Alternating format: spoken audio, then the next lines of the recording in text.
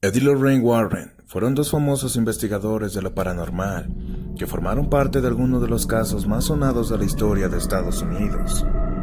El matrimonio Warren estuvo en la 112 de Ocean Avenue de Amityville, conocida por muchos como la casa embrujada más famosa de la historia.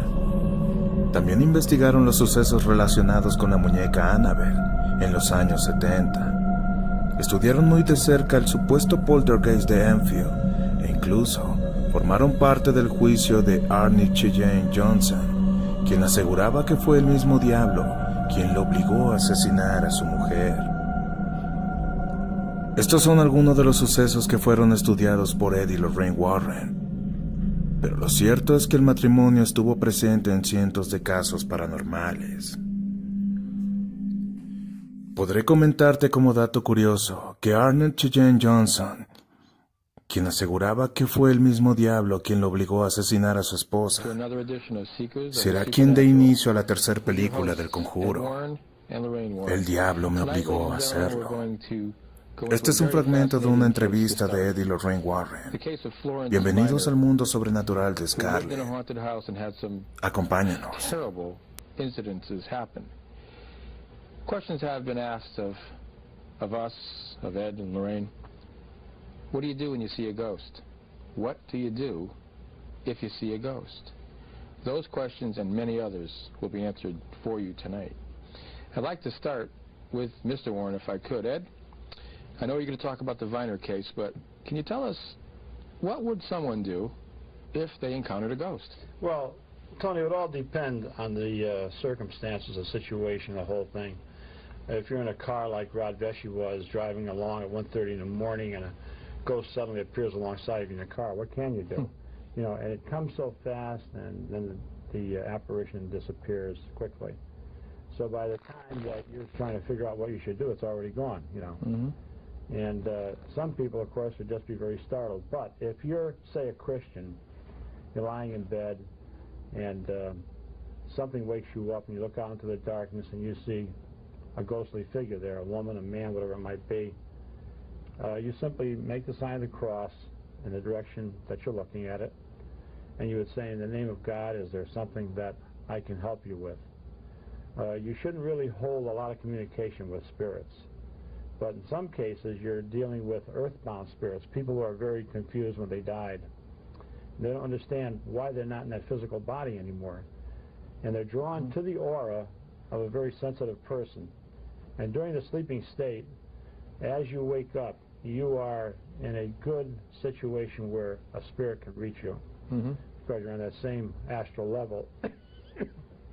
So I would suggest that you simply say, in the name of God, is there something that I can do to help you? If it's an evil spirit, it will disappear immediately.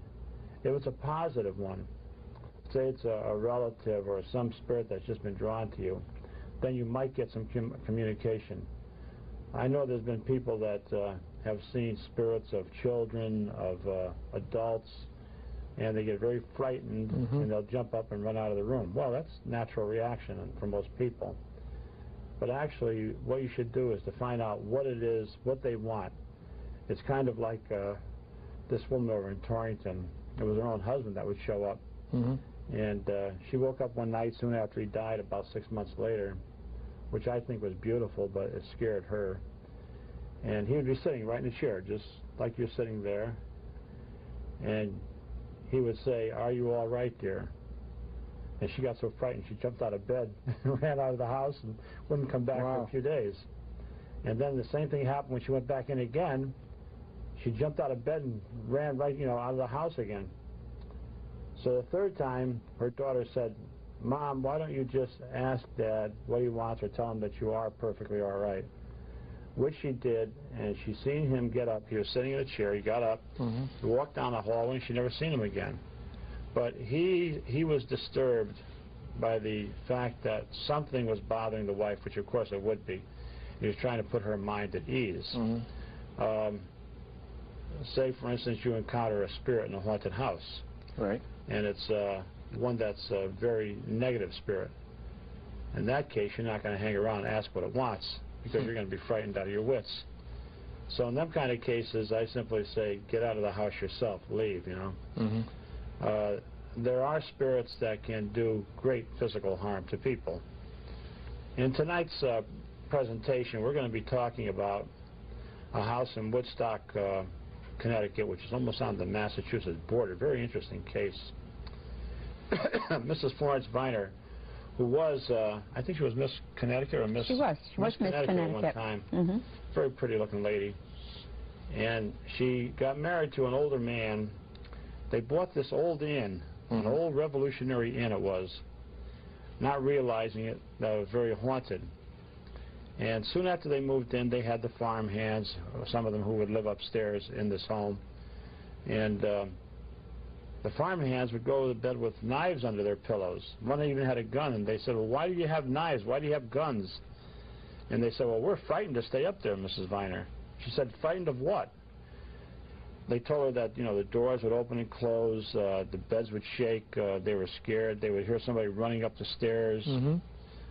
They would hear what sounded like a fight between two men going on. They would hear the clash of swords, and this would really frighten them.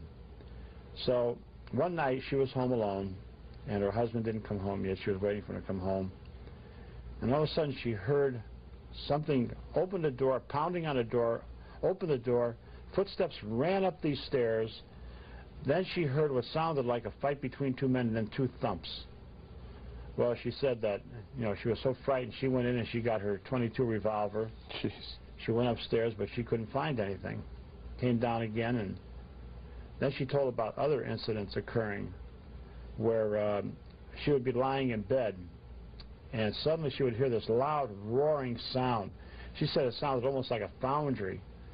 And her husband wouldn't hear a thing. He would be almost like in a state of phantomania, paralyzation. She couldn't even wake him up. Then she would see this here glow. Este es solo el inicio de una serie de videos en el expediente Warren. Te pido por favor que te suscribas y le des un like si te ha gustado el video. Mi nombre es Kauro Scarlett. Buenas noches.